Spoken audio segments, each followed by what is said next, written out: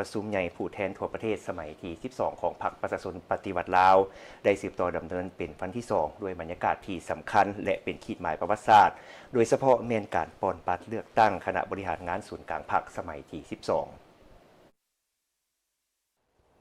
ทางประชุมกลบมื้อที่ 2 ของการดำเนินกองประชุมใหญ่ผู้แทนทั่วประเทศครั้งที่ 12 ของพรรคประชาชนปฏิบัติลาวสำหรับพรรคเศร้านี้เป็นวาระของการเสนอห่างบทสำรวจการนำพารวมของคณะบริหารงานศูนย์กลางพรรคสมัยที่ 11 พร้อมทั้งเสนอมาตรฐานเงื่อนไขของกรรมการคณะบริหารงานศูนย์กลางพรรคสมัยที่ 12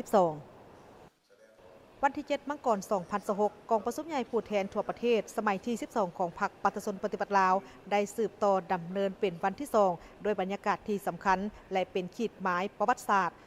โดยพรรคเศร้าผู้แทนได้รับฟังบทสำรวจการนำพาและเสนอรายชื่อผู้สมัครภายใต้การเป็นประธานควบคุมกองประชุมของสหายไซสมพรพรหมวิหารกรรมการกรมการเมืองศูนย์กลางพรรคกองประชุมได้เริ่มต้นด้วยการแจ้งสารอวยพรจากบรรดาพรรคเพื่อนมิตรที่ได้ส่งมาอวยพรกองประชุมใหญ่จากนั้นสหายคำพันธ์พรหมทัศน์กรรมการกรมการเมืองศูนย์กลางพรรคก็ได้คือเสนอห่างบทสำรวจการนำพารวมของคณะบริหารงานศูนย์กลางพรรคสมัยที่ 11 ซึ่งเป็นการสรุปตีราคาการนำพาในระยะ 5 ปีที่ผ่านมาและ9 ล้านนาทีต่อมาสหายทองนุ้นศรีสุริตเลขาธิการใหญ่คณะบริหารงานศูนย์กลางพรรคก็ได้ขึ้นกล่าวปราศัยต่างหน้าคณะบริหารงานศูนย์กลางพรรคสมัยที่ 11 เพื่อ9 ล้านนาทีอย่างเป็นทางการพร้อมนั้นสหายนางศรีใสฤเดชมุนซอนกรรมการกรมการเมืองศูนย์กลางพรรคต่างหน้าอนุกรรมการบุคลากรก็ได้เสนอมาตรฐานเงื่อนไขของกรรมการคณะบริหารงานศูนย์กลางพรรคสมัยที่ 12 พร้อมทั้งเสนอรายชื่อผู้ลงสมัครหับเลือกตั้งเข้าในคณะบริหารงานศูนย์กลางพรรคสมัยที่ 12 กรรมการสมบูรณ์และสำรองภายหลังที่สำเร็จการเสนอกองประชุมก็ได้ประกาศแบ่งหน่วยค้นคว้าและแจ้งสถานที่ประชุมโดยสหายบุญทองจิตมณีกรรมการกรมการเมืองศูนย์กลางพรรคผู้ประจำการคณะเลขาธิการศูนย์กลางพรรคก็ได้ให้ความเห็น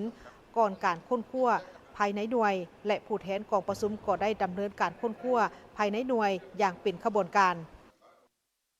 ส่วนตอนบ่ายภายใต้การเป็นประธานควบคุมกองประชุมของสหายสอนไซศรีพันดรกรรมการกรมการเมืองศูนย์กลางพรรคนายกรัฐมนตรี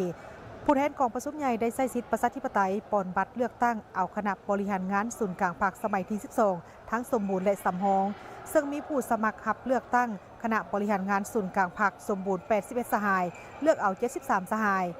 สมัครกรรมการศูนย์กลางพรรคสำรอง20 สหายเลือกเอา 15 สหาย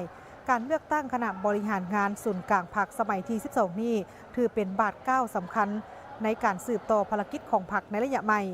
บรรยากาศของการเลือกตั้งแบ่งมีความเป็นเอกภาพสูง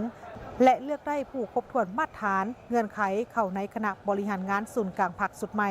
ซึ่งจะประกาศรายชื่ออย่างเป็นทางการในวันที่ 8 มกราคมนี้